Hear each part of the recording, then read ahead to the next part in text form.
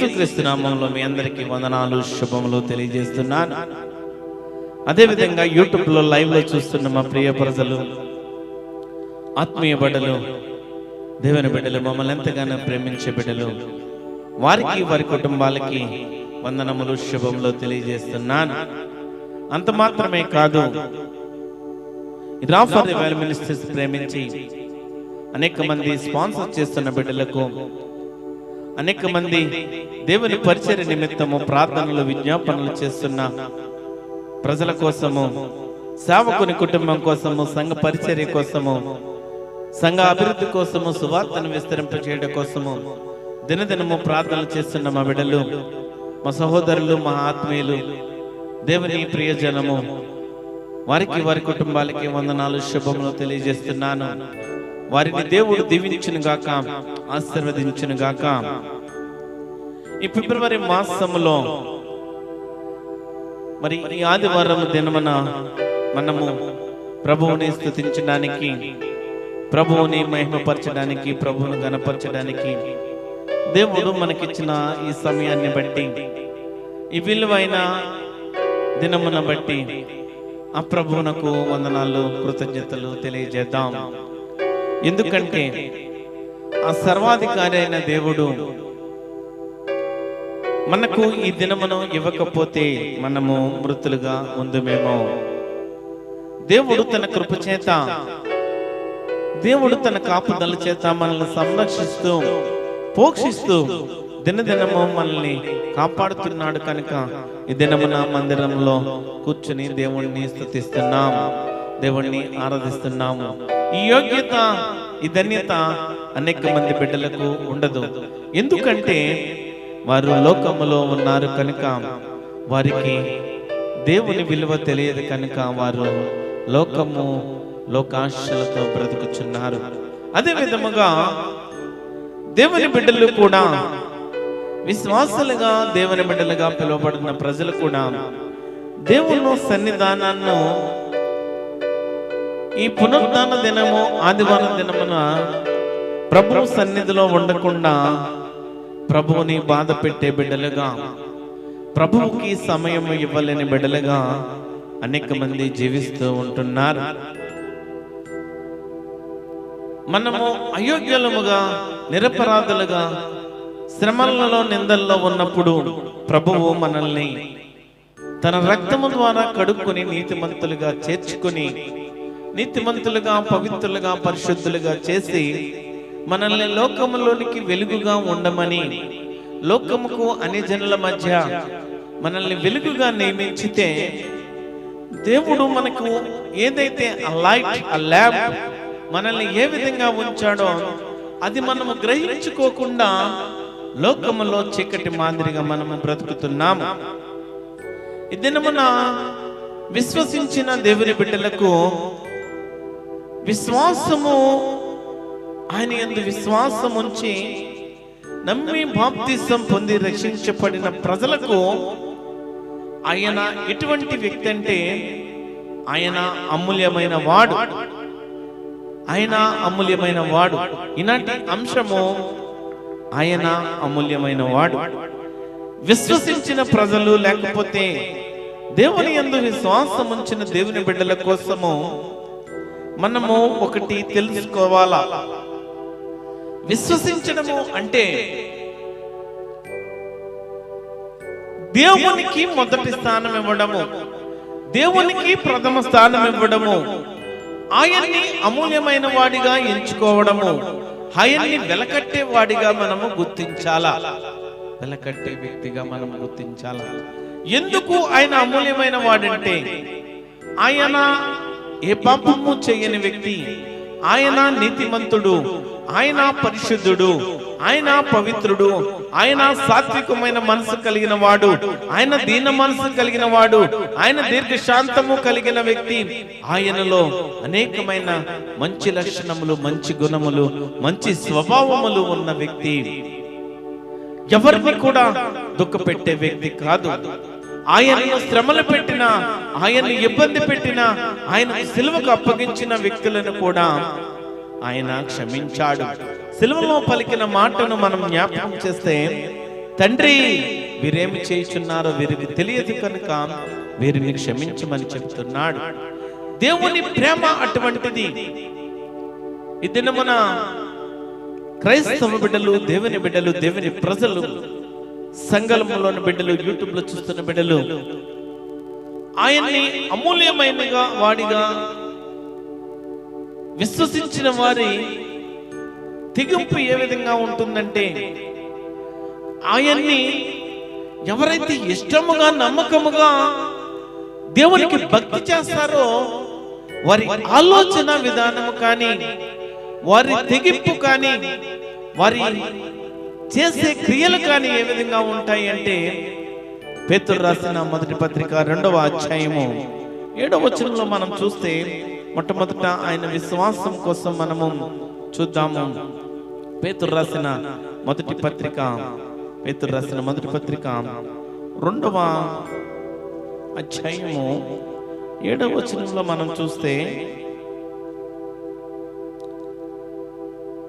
విశ్వసించుచున్న మీకు ఆయన అమూల్యమైన వాడు, విశ్వసింపని వారికైతే ఇల్లు కట్టువారు ఏ రీతి నిషేధించరో అదే మూలకు తలరాయి అయ్యను, మరియు అది అడ్డురాయి అడ్డుబండయు ఆయను.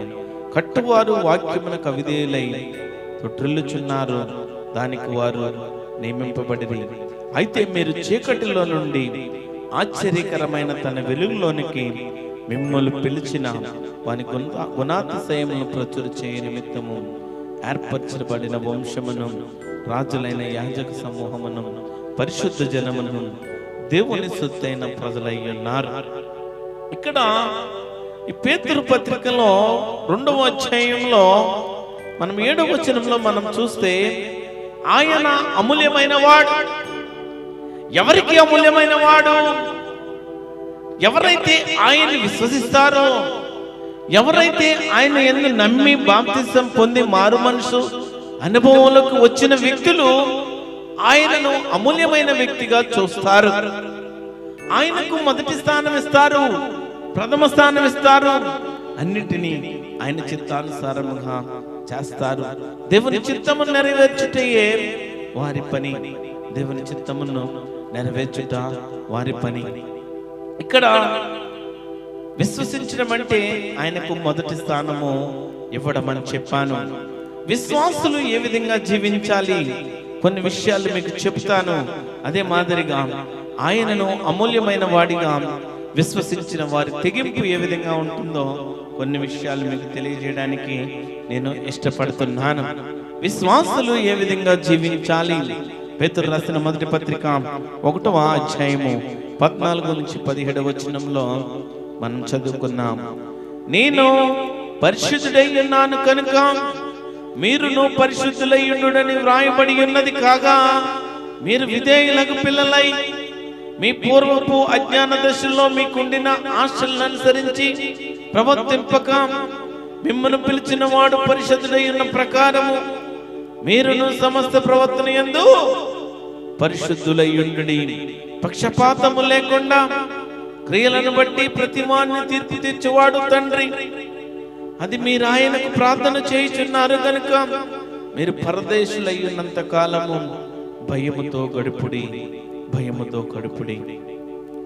ఇక్కడ ప్రభు ఏం చెప్తున్నాడంటే, నేను పరిశుద్ధుడై ఉన్నాను కనుక మీరును పరిశుద్ధుడై ఉండవల్లని చెప్తున్నాడు. రాయబడి ఉన్నది, ఇక్కడ రాయబడి ఉన్నది. దేవుని విశ్వాసులు, ఒకసారి మారు మనసు పొందిన వ్యక్తులు, మారు మనసు పొందిన బిడ్డలు ఎల్లప్పుడూ కూడా దేవుడు పరిశుద్ధముగా జీవించాడు కనుక మనము పవిత్రముగా పరిశుద్ధముగా జీవించాలని దేవుడు చెప్తున్నాడు. దేవుని మాటలను, దేవుని ఆజ్ఞలను మనము గైకొని జీవించాలి. ఎందుకంటే ఎప్పుడైతే బాప్తిసం తీసుకున్నామో మనము దేవుని పిల్లలుగా మనము తీర్చిదిద్దబడ్డాము, దేవుని శిష్యులుగా మనము మార్చబడ్డాము, దేవుని శిష్యులుగా మనం ఉంటూ లోకమునకు వెలుగుగా మనం మార్చబడ్డాము. అది వరకు మన జీవితంలో చీకటి, పాపము, ఈ లోక ఆశలు ఉన్నవి. ఎప్పుడైతే మన జీవితంలో మార్పు పొందుకున్నామో, ఎప్పుడైతే మారు మనసు పొందుకున్నామో ఆ దినము నుండి విశ్వాసులుగా మనం మార్చబడ్డాము, దేవుని బిడ్డలుగా మార్చబడ్డాము. విశ్వసించడం అంటే, దేవునికి మొదటి స్థానం ఇవ్వడం అంటే, మన జీవితంలో ఉండవలసిన లక్షణాలు ఇవి. జీవితంలో ఎన్నో ఆయన్ను ఆరాధించే వ్యక్తులుగా మనము మన జీవితంలో పొందుకోవలసినవి, మన జీవితము ఇతరులకు సాక్షిగా ఉండవలసినవి. 2వ అధ్యాయము 5వ వచనం నుంచి 9వ వచనం వరకు మనం చదివితే, యేసు క్రీస్తు ద్వారా దేవునికి అనుకూలము అగు ఆత్మ సంబంధి అయిన బలులర్పించుటకు పరిశుద్ధ యాజకులుగా ఉండునట్లు మీరును సజీవమైన రాళ్ల వలె నుండి ఆత్మ సంబంధమైన మందిరముగా కట్టబడుచున్నారు. ఎలయనగా ఇదిగో నేను ముఖ్యమని ఏర్చబడిన అమూల్యమునగు మూలరాతిని సియోనులో స్థాపించుచున్నాను.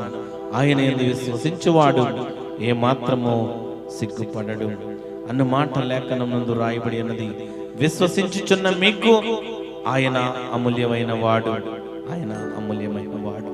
విశ్వసిస్తున్న ప్రజలకు దేవుడు ఏ విధంగా జీవిస్తున్నాడంటే, ఆయనే మూలరాయి, ఆయనే సియోనులో మన కోసము, ఆయనే మనకు సియోనులో మనల్ని తీసుకెళ్లే దేవుడు, ఆయనే గొప్ప దేవుడు, ఆయనే సర్వాధికారి అయిన దేవుడు. సియోనులో అమూల్యమగు మూలరాతిని స్థాపించుచున్నాను. ఆయన యందు విశ్వాసం ఉంచువాడు ఏమాత్రమో సిగ్గుపడడు, ఏమాత్రమో సిగ్గుపడడు. విశ్వాసులు ఏ విధంగా జీవించాలంటే, ఆయన యందు సిగ్గుపడే వ్యక్తులుగా ఉండదు. ఆయన యందు విశ్వాసం ఉంచే ప్రజలు నీతిగా, పవిత్రతగా, పరిశుద్ధముగా దేవుని మనస్సును కలిగి, క్రీస్తు మనస్సును కలిగి దేవుణ్ణి ఆరాధించే వ్యక్తులుగా ఉంటారు. విశ్వాసులు ఆధ్యాత్మిక అర్పణలు తప్పనిసరిగా అర్పించాలి. విశ్వాసులు, దేవుణ్ణి ఎరిగిన ప్రజలు ఆధ్యాత్మిక అర్పణలు దేవునికి తప్పనిసరిగా అర్పించాలి, చెల్లించాలి. ఏమిటి ఆధ్యాత్మిక అర్పణలు? ఏమిటి దేవుడికి మనమిచ్చే అర్పణలు ఏంటి? దేవుడికి మనమిచ్చే అర్పణలు ఏంటి? రోమీయులకు రాసిన పత్రిక 12వ అధ్యాయము, రోమీయులకు రాసిన పత్రిక 12వ అధ్యాయము 1వ వచనము 2వ వచనము చదువుకుందాం. కాబట్టి సహోదరులారా, పరిశుద్ధమును దేవునికి అనుకూల్యమైన సజీవ యాగముగా మీ శరీరములను ఆయనకు సమర్పించుకొనుడని దేవుని వాత్సల్యములను బట్టి మిమ్మల్ని బతిమాలుకొంచున్నాను. ఇట్టి సేవ మీకు యుక్తమైనది. మీరు ఈ లోక మర్యాదను అనుసరింపక ఉత్తమమును అనుకూలమును సంపూర్ణమునై ఉన్నాం దేవుని చిత్తమేదో పరీక్షించి తెలుసుకున్నట్లు మీ మనస్సు మారి నూతన మగుట వలన రూపాంతరము పొందుడి. ఇక్కడ లోకంలోని పొత్తు మాని దేవునికి విధేయులుగా జీవించాలి. ఆయన అమూల్యమైన వ్యక్తిగా, ఆయనకు మొదటి స్థానం ఇచ్చే బిడ్డలమైన మనము, ఆయన కుమారులుగా, ఆయన కుమార్తెలుగా, దేవుని శిష్యులుగా పిలువబడ్డ మనము, ఆయన అమూల్యమైన వాడు, ఆయన గొప్పవాడు, ఆయన నిన్న నేడు ఏకరీతిగా ఉన్న దేవుడు. ఆయన యందు ఎవరైతే విశ్వాసం ఉంచుతారో సియోనులో వారిని ఉంచుతానని చెప్పిన దేవుడు ఈ దినమున లోకములో నుండి ప్రత్యేకపరచుకోమంటున్నాడు. లోకములోని పొత్తు నుండి నువ్వు సపరేటెడ్ లైఫ్ లోకి రావాలని ఆశపడుతున్నాడు. లోకంలో పొత్తు మాని దేవునికి విధేయులుగా జీవించమంటున్నాడు. దేవునికి విధేయులుగా జీవించాలంటే ఈ లోకపు ఆశలు, ఈ లోకపు కోరికలు, జీవపు ఆశ, నేత్రాశ, జీవపు డమ్మము, ఇవన్నీ తీసివేయాల. అసూయ, స్వార్థము, కుట్రలు, కుతంత్రాలు, పాపములు, నేరారోపణలు, నిందలు మోపడము, క్రిటిసైజ్ చేయడము, ఇవి మన జీవితంలో ఉండకూడనివి తీసివేయాల. అవి లోకంలో ఉండవలసిన వ్యక్తులకి నీవు లోకంలోని వ్యక్తిగా జీవిస్తున్నావేమో. ఎప్పుడైతే ఆయన అమూల్యమైన వాడుగా నీ జీవితంలో ఆ విలువ నీకు తెలుస్తుందో ఆయనకు మొదటి స్థానం ఇచ్చే వ్యక్తిగా ఉంటావు. లోకంలో పొత్తు మాని దేవునికి విధేయుడిగా ఉంటావు. లోకాశలను వదిలిపెట్టుకుని దేవుని యందు భయభక్తులు కలిగి జీవిస్తావు. సహోదరులారా, అనుకూలమైన సజీవ యాగముగా మీ శరీరములను ఆయనకు సమర్పించుకొనండి. ఈ శరీరము ఆయన మంటితో మనల్ని చేశాడు. ఆయన జీవాత్మ ఓదగా మన నరులుగా మనం ఈ భూలోకానికి మనల్ని పంపితే ఆయన ఇచ్చిన ఈ శరీరాన్ని, ఈ దేహాన్ని, ఈ దేహము దేవుని ఆలయమై ఉన్నది. ఈ దేహంతో మనం ఏం చేస్తున్నామంటే పాపపు జీవితాన్ని గడుగుతున్నాము. ఈ దేహము ద్వారా పాపపు ఆలోచనలు, దేవునికి విరుద్ధమైనవి, దేవునికి దుఃఖపరిచేవి ఈ జీవితము, ఈ పాపము ద్వారా, ఈ శరీరము ద్వారా మనము దేవునికి దూరం అయిపోతున్నాము. తిండిని ప్రేమిస్తున్నాము,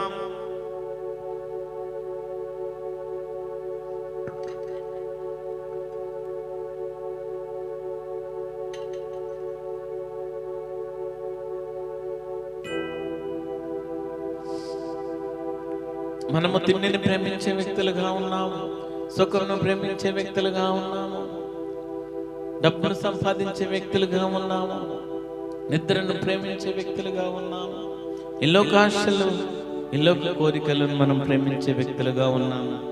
ప్రభు ఏం చెప్తున్నాడంటే, ఈ శరీరము, ఈ దేహము నేను తయారు చేశాను, నేను నిర్మించాను.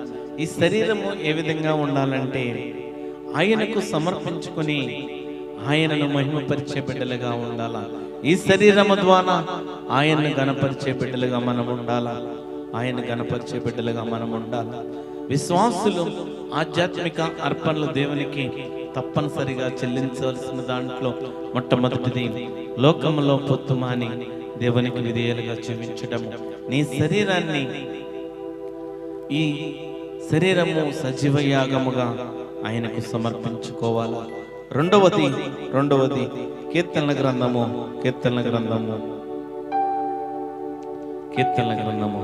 50వ అధ్యాయము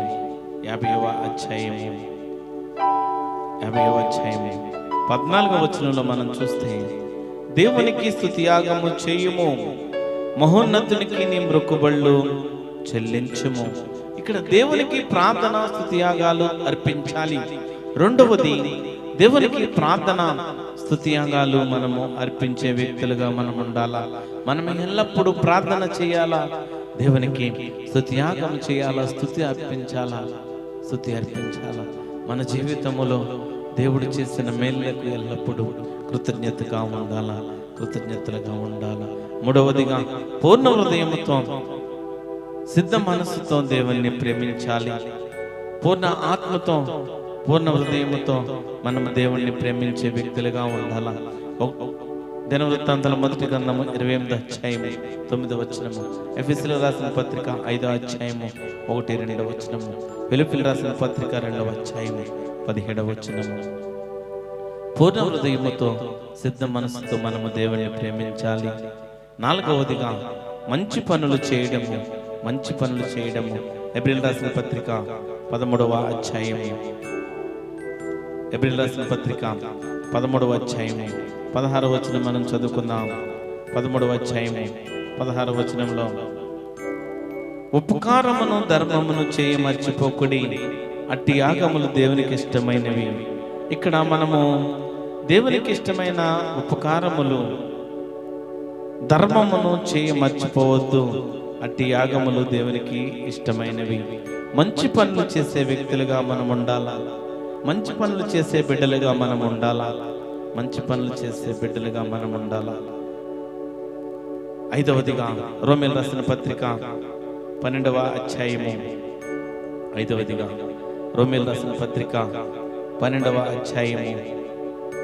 13వ వచనం మనం చూద్దాం. పరిశుద్ధుల అవసరములో పాలు పొందుచు శ్రద్ధగా ఆతిథ్యము ఇచ్చుచుండుడి. మన సొత్తును దేవునికి అర్పించడం, ధారాళముగా కృతజ్ఞత కలిగి ఆతిథ్యం ఇవ్వాలా. సమర్పణ కలిగి కానుకలు ఇచ్చే వ్యక్తులుగా ఉండాలి. మన సొత్తును దేవునికి అర్పించడం, పరిశుద్ధుల అవసరముల్లో పాలు పొందే వ్యక్తులుగా ఉండాలి. అనేక మంది అవసరమైనప్పుడు, దేవుని యొద్దకు విశ్వాసులు వచ్చినప్పుడు, వారు శ్రమల్లో ఉన్నప్పుడు, వారు ఇబ్బందుల్లో ఉన్నప్పుడు, వారు ఆర్థిక సమస్యల్లో ఉన్నప్పుడు, లేని వారికి, పేదవారికి, విధవరాళ్లకు, అనేక మందికి మనము సహాయం చేసే వ్యక్తులుగా ఉండాలా. మన సొత్తును దేవునికి అర్పించాలి. ఆరవదిగా రోమీయులకు రాసిన పత్రిక 6వ అధ్యాయము 13వ వచనం నుంచి 19వ వచనం వరకు మనం చదివితే, 6వ అధ్యాయము 13 నుంచి 19 వరకు మనం చదువుకుంటే, ఇక్కడ మనం మన శరీరాలను నీతి సాధనాలుగా దేవునికి అప్పగించాలి. నీతి సాధనాలుగా దేవునికి అప్పగించాలి. మీ అవయవములను దుర్నీతి సాధనాలుగా పాపమునకు అప్పగింపుకుడి. అయితే మృతుల నుండి సజీవులమనుకుని మిమ్మల్ని మీరే దేవునికి అప్పగించుకొనుడి. మీ అవయవములను నీతి సాధనములుగా దేవునికి అప్పగించాలా, దేవునికి అప్పగించాలా. ఎందుకంటే ఈ శరీరము, ఈ అవయవములు, ఇవన్నీ కూడా సమస్తము దేవునిచ్చినవే. దేవుడిచ్చాడు కనుక దేవుని మహిమపరచడం కోసము మనము ఆయనకు అప్పగించుట మంచిది, అప్పగించుట మంచిది. విశ్వాసులంతా ఒకరి కొరకు ఒకరు, ప్రజలందరి కొరకు ప్రార్థనలు, విజ్ఞాపనలు చేయాలి. విశ్వాసులు కొలస్సీయులకు రాసిన పత్రిక 4వ అధ్యాయము 12వ వచనంలో మనం చూడవచ్చు. 12వ వచనంలో మనం చూడవచ్చు. అదేవిధంగా విశ్వసించిన మనము దేవునికి మొదటి స్థానం ఇచ్చే మనము ఆయన్ని అమూల్యమైన వాడిగా ఎంచుకునే మనము. 8వ అంశం ఏంటంటే, విశ్వాసులంతా వాక్యాన్ని ప్రకటించడానికి, దాని లక్ష్య సాధన కోసం మనము ఎడతెగక ప్రార్థించాలి. ప్రార్థన చేసే వ్యక్తులుగా మనం ఉండాలా. పేతురు రాసిన మొదటి పత్రిక 3వ అధ్యాయము 15వ వచనము, అపోస్తల కార్యములు 4వ అధ్యాయము 31వ వచనము, కొరింథీయులకు రాసిన మొదటి పత్రిక 14వ అధ్యాయం 26వ వచనము, తెస్సలోనికలకు రాసిన 2వ పత్రిక 3వ అధ్యాయము 1వ వచనం మనం చూడవచ్చు. చివరిగా 9వది ఏంటంటే, విశ్వసించిన మనము, దేవుని బిడ్డలమైన మనము ప్రభు భోజన సంస్కారము క్రమముగా ఆచరించాలి. ప్రభు బలను మనం క్రమముగా ఆచరించాలి. మత్తయి సువార్త 28వ అధ్యాయము 19వ వచనము, లూకా సువార్త 22వ అధ్యాయం 19వ వచనంలో మనం చూడవచ్చు. విశ్వసించడమంటే ఆయన మొదటి స్థానం ఇవ్వడం అని చెప్పాను. విశ్వాసులు ఏ విధంగా జీవించాలంటే, విశ్వాసుల జీవితము ఏ విధంగా ఉండాలంటే కొన్ని విషయాలు మీకు చెప్పాను. ఆధ్యాత్మిక అర్పణలు దేవునికి తప్పనిసరిగా మనము చెల్లించాలి, అర్పించాలి. అది విశ్వాస జీవితము. ఈ దినమున ఆయన అమూల్యమైన వాడిగా విశ్వసించిన వారి తెగింపు ఏ విధంగా ఉంటుందో మనము తెలుసుకుందాము. మనము విశ్వాస జీవితంలోకి విశ్వాసులుగా మనం వచ్చినప్పుడు మన జీవితము సమర్పణలు కలిపి దేవునికి మనం సమర్పించుకొని అన్నీ కూడా దేవునికి ఇష్టమైన వ్యక్తులుగా ఉన్న వ్యక్తుల జీవితంలో ఏ విధంగా ఉంటుందో, ఆ తెగింపు కలిగిన జీవితము ఏ విధంగా ఉంటుందో మనము చూద్దాము. ఆయనను అమూల్యమైన వాడిగా విశ్వసించిన వారి తెగింపు ఏ విధంగా ఉంటుందంటే, ఆదికాండము 22వ అధ్యాయము కొన్ని విషయాలు చెప్పి నేను ముగిస్తాను. 22వ అధ్యాయము 11వ వచనంలో మనం చూస్తే, యెహోవా దూత పరలోకము నుండి అబ్రహామా అబ్రహామా అని అతన్ని పిలిచెను. అందుకు అతడు చిత్తము ప్రభువా అనెను. అప్పుడు ఆయన చిన్నవాని మీద చెయ్యి వేయకము, అతన్నేమీ చేయకము, నీకు ఒక్కడయ్యున్న నీ కుమారుని నాకు ఇయ్య వినతీయలేదు కనుక నీవు దేవునికి భయపడవాడు అని ఇందువల్ల నేను నాకు కనబడుచున్నదనను. ఇక్కడ అబ్రహాము దేవుని యందు విశ్వసించిన వ్యక్తి. అబ్రహాము కోసం మనం ఆలోచన చేస్తే, అబ్రహాము దేవునికి నమ్మకముగా ఉన్న వ్యక్తి. అబ్రహాము జీవితము దేవుని మాటకు లోబడి దేవుని చిత్తానుసారముగా నడిచిన వ్యక్తి అబ్రహాము. అబ్రహాముకు కుమారులు లేనప్పుడు, అబ్రహాముకు పిల్లలు లేనప్పుడు దేవుడిచ్చిన వాగ్దానము, నేను నీకు బహుమానం ఇస్తాను, నీకు పిల్లల్ని ఇస్తానని దేవుడిచ్చాడు వాగ్దానం. ఎన్నో సంవత్సరములు అలా ఎదురు చూస్తూ గడిపాడు. కానీ ఏ దినమున కూడా దేవుడిచ్చిన వాగ్దానాన్ని విడిచిపెట్టలేదు. వృద్ధాప్య దశలో దేవుడు మరి అబ్రహాముకు కుమారుని ఇచ్చాడు. అబ్రహాముకు కుమారుని ఇచ్చినప్పుడు మరలా దేవుడు ఏమడుతున్నాడంటే, నీ కుమారుడిని, నీ ఒక్కగానొక్క కుమారుడిని నాకు బలి ఇవ్వడానికి ఇష్టపడుతున్నావా అని దేవుడు అడుగుతున్నాడు. ఈ అమూల్యమైన వాడు ఎవరైతే విశ్వసించి అమూల్యమైన వాడిగా దేవుడిని చూస్తారో వారి తెగింపు ఏ విధంగా ఉంటుందంటే, అబ్రహాము తన ఒక్కగానొక్క కుమారుడైన తన పిల్లల్ని ఇవ్వడానికి కూడా వెనకాడలేదు. ప్రభు ఏది అడిగితే అది ఇచ్చే వ్యక్తులుగా ఉంటారు. ప్రభు ఏది అడిగితే అది ఇచ్చే వ్యక్తులుగా ఉంటారు. ఇక్కడ ఇస్సాకును దేవుడు ఇచ్చాడు. ఇస్సాకును బలి అడిగినప్పుడు ఒక్క మాట కూడా వెనకడుగు వేయలేదు. ఒక్క మాట కూడా దేవునికి వ్యతిరేకంగా చెప్పలేదు. సరే ప్రభు, చిత్తం ప్రభు అని దేవుడు ఎక్కడికి తీసుకురమ్మన్నాడో అక్కడికి తీసుకువెళ్ళాడు. బలికి దేవునికి అర్పించడానికి సిద్ధము చేశాడు. ఎక్కడ కూడా సంకోచించలేదు. ఎందుకు ప్రభువా నువ్వు ఇచ్చావు, మరలా ఎందుకు నాకు శోధన పెట్టావని ఇక్కడ దేవుణ్ణి వ్యతిరేకించలేదు. అబ్రహాము విశ్వాసం ఏ విధంగా ఉందంటే, అబ్రహాము నమ్మకము, అబ్రహాం భక్తి ఏ విధంగా ఉందంటే, దేవుడే ఇచ్చాడు, దేవుడే తీసుకుంటాడు. ఆయన నాకు అన్యాయం చేసే వ్యక్తి కాదు. దేవుడు మరలా నాకు ఇవ్వగలడు. దేవుడు ఏది అనుకుంటే అది నా జీవితంలో జరుగుతుందని నమ్మి విశ్వసించిన వ్యక్తి అబ్రహాము. అందుకే ఈ దినమున అబ్రహాము దేవుని బిడ్డలందరికీ తండ్రి. అబ్రహాము తండ్రి, అబ్రహాము తండ్రిగా పిలువబడుతున్నాడు. ఇక్కడ మరి ఇస్సాకునిచ్చినప్పుడు ఎక్కడ కూడా సంకోచించక ఇచ్చాడు, వెనకడకుండా ఇచ్చాడు. ప్రభువు ఏది అడిగితే అది ఇచ్చే వ్యక్తులుగా మనం ఉండాలని అబ్రహాము ద్వారా మనకు జ్ఞాపకం చేస్తున్నాడు. దేవుని సేవకులు సువార్త పరిచర్య నిమిత్తము, లేకపోతే సువార్తను అనేక మందికి విస్తరింప చేయడానికి, సంఘ అభివృద్ధి కోసము, సంఘములు కట్టడం కోసము, లోకములో నశించిపోతున్న ఆత్మను రక్షించడం కోసము అనేక మంది కృతజ్ఞత కలిగి, సమర్పణ కలిగి కానుకలు ఇవ్వడానికి చాలా బాధపడుతూ ఉంటారు. దేవునికి సమయం ఇవ్వడానికి చాలా బాధపడుతూ ఉంటారు. సేవకులతో వెళ్ళడానికి చాలా బాధపడుతూ ఉంటారు. అబ్రహాము తన కుమారుడిని బలి ఇవ్వడానికి ఒప్పుకున్నాడు. ఎన్నో దినముల తర్వాత దేవుడిచ్చిన బహుమానాన్ని మరలా బలి అర్పించడానికి సిద్ధపడ్డాడు. ఎందుకంటే ఆయనని అమూల్యమైన వ్యక్తిగా వారు చూసుకున్నారు. ఆయనని గొప్ప దేవుడిగా వారు చూసుకున్నారు. కనుక వారు విశ్వసించిన మేరకు ఆ విధంగా తెగింపు కలిగి జీవించారు. ఇక్కడ దానియేలు గ్రంథము 3వ అధ్యాయము, దానియేలు గ్రంథము 3వ అధ్యాయము,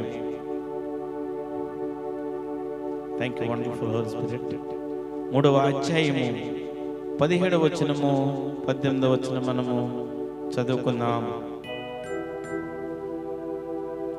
మేము సేవించుచున్న దేవుడు మండుచున్న వేడిమి గల ఈ అగ్నిగుండములో నుండి మమ్మల్ని తప్పించి రక్షించుటకు సమర్థుడు, మరియు నీ వశమున పడకుండా ఆయన మమ్మల్ని రక్షించును. ఒకవేళ ఆయన రక్షించకపోయినను, రాజా నీ దేవతలను మేము పూజింపుమనియు నీవు నిలబెట్టించిన బంగారు ప్రతిమకు నమస్కరింపుమనియు తెలుసుకొనము.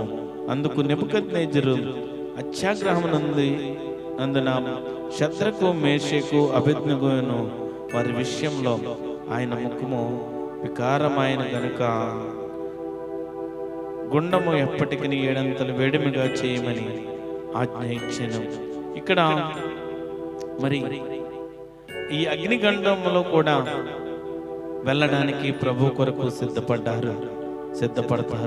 ప్రభు కొరకు అగ్నిగుండములోనికి వెళ్ళడానికైనా సిద్ధపడతారు. ఇక్కడ మనం జ్ఞాపకం చేసుకుంటే శద్రకు, మేషకు, అబేద్నెగో ఆ ప్రతిమను, ఆ బంగారు ప్రతిమకు పూజించమని, నమస్కరించమని ఆ రాజు చెప్పినప్పుడు దానికి నమస్కరింపకుండా,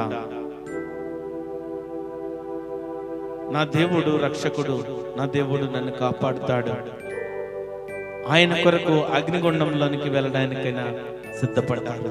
ఆయన కొరకు శ్రమలు పడడానికైనా సిద్ధపడ్డారు. ఆ ప్రభు కొరకు ఇబ్బందులు పడడానికైనా సిద్ధపడ్డారు. అది విశ్వసించిన వ్యక్తి అమూల్యమైన వాడిగా వారి జీవితంలో వారికి ప్రథమ స్థానం ఇస్తారు. కనుక వెలకెట్టలేని వ్యక్తిగా గుర్తిస్తారు. వెలకట్టలేని దేవుడిగా వారి హృదయంలో దేవునికి స్థానం ఇస్తారు. మొదటి ప్రాధాన్యత, ప్రథమ స్థానము అన్నీ కూడా వారి జీవితంలో ఉంటుంది. విశ్వసించిన వ్యక్తుల జీవితంలో ఆ విధంగా ఉంటుంది, ఆ విధంగా ఉంటుంది. అపోస్తుల కార్యములు 7వ అధ్యాయము, అపోస్తుల కార్యములు 7వ అధ్యాయము 59-60 వచనం మనం చూస్తే, ప్రభువును గూర్చి మొర్రపెట్టుచు, యేసు ప్రభువా నా ఆత్మను చేర్చుకొనమని స్టెఫను పలుచుండగా వారు అతన్ని రాళ్లతో కొట్టిరి. ఇక్కడ సత్యమందు నిలుచుట కొరకు ప్రాణమిచ్చే వ్యక్తులుగా ఉంటారు. సత్యము, ఇక్కడ స్టెఫను సత్యమైన వాక్యాన్ని బోధిస్తున్నాడు, సత్యము గురించి చెప్తున్నాడు. అప్పుడు వాళ్ళు ఏం చేస్తున్నారంటే, ప్రభువా నా ఆత్మను చేర్చుకోమని స్టెఫను పలుకుచుండగా వారు అతన్ని రాళ్లతో కొట్టిరి. అతడు మోకాల్లోని, ప్రభువా వారి మీద ఈ పాపం మోపుకోమని గొప్ప శబ్దంతో పలికెను. ఈ మాట పలికి నిద్రించెను, ఈ పాట పలికి నిద్రించెను. ఇక్కడ సత్యమైన వాక్యాన్ని స్టెఫను దాని కొరకు ప్రాణమైన ఇవ్వడానికి నిలబడ్డాడు. అదేవిధంగా యాకోబు రాసిన పత్రిక 5వ అధ్యాయము, యాకోబు రాసిన పత్రిక 5వ అధ్యాయము, thank you wonderful holy spirit. యాకోబు రాసిన పత్రిక 5వ అధ్యాయము 11వ వచనం మనం చదువుకుంటే, సహించిన వారిని ధన్యులను కొనుచున్నాము కదా, మీరు యోబు యొక్క సహనమును గూర్చి వింటిరి. ఆయన ఎంతో జాలియు కనికరమును గలవాడను మీరు తెలుసుకొని ఉన్నారు, మీరు తెలుసుకొని ఉన్నారు. ఇక్కడ యోబు జీవితం యోబు జీవితం మనం జ్ఞాపకం చేసుకుంటే, యోబు ఇటువంటి జీవితం కలిగి ఉన్నాడు అంటే, ప్రాణం పోయినా కూడా, లేకపోతే శరీరం కుళ్ళిపోయినా గోక్కోలేనంత స్థితిలో వ్యాధులతో బాధలతో శ్రమ పడుతున్నా కూడా ప్రభువుని విడిచిపెట్టలేదు. ప్రభువుని విడిచిపెట్టక సహనము కలిగి ఉన్న వ్యక్తి యోబు. యోబు ఎంత యథార్థవంతుడు, నీతిమంతుడు అంటే, ఆయనకి ఎన్ని శ్రమలు వచ్చినా కూడా దేవుని విడిచిపెట్టలేదు. ఎన్ని ఇబ్బందులు వచ్చినా కూడా ప్రభువుని విడిచిపెట్టలేదు. దానియేలు గ్రంథము 1వ అధ్యాయము, దానియేలు గ్రంథము 1వ అధ్యాయము 8వ వచనం మనం చదువుకుంటే, రాజు భుజించు భోజనమును పానము చేయి ద్రాక్షారసమును పుచ్చుకొను తన్ను అపవిత్రపరచుకొనకూడదని దానియేలు ఉద్దేశించి తాను అపవిత్రులు కాకున్నట్లు వాటిని పుచ్చుకొనకుండా సెలవెమ్మని నపుంసకుల అధిపతిని వేడుకున్నాడు. ఇక్కడ దానియేలు కోసం మనం జ్ఞాపకం చేస్తే, ప్రాణం పోయినా కూడా అపవిత్రమైన జీవితానికి అప్పగించుకోరు, రాజీ పడని పవిత్ర జీవితము జీవిస్తారు. ఇక్కడ తినకూడనివి లేకపోతే దేవునికి వ్యతిరేకమైనవి భుజించకూడదని, అపవిత్రపరచుకోవద్దని దానియేలు ఉద్దేశించి ఆ అపవిత్రమైన వాటి జోలికి వెళ్ళలేదు. రాజీ పడని పవిత్ర జీవితము జీవించే వ్యక్తులుగా ఉంటారు. ఆయన్ను అమూల్యమైన వ్యక్తులుగా మనం మొదటి స్థానం ఇచ్చిన బిడ్డలు ఏ విధంగా విశ్వసించిన వారు ఏ విధంగా తెగింపు కలిపి ఉంటారంటే, మత్తయి సువార్త 16వ అధ్యాయము, మత్తయి సువార్త 16వ అధ్యాయము 24వ వచనం చూస్తే, అప్పుడు యేసు తన శిష్యులను చూచి, ఎవడైనా నన్ను వెంబడింపగోరిన ఎడల తన్ను తాను ఉపేక్షించుకొని తన సిలువెత్తుకుని నన్ను వెంబడింపవలెను. ఇక్కడ తనను తాను ఉపేక్షించుకొని ఆయన వెంబడించే వ్యక్తులుగా ఉంటారు.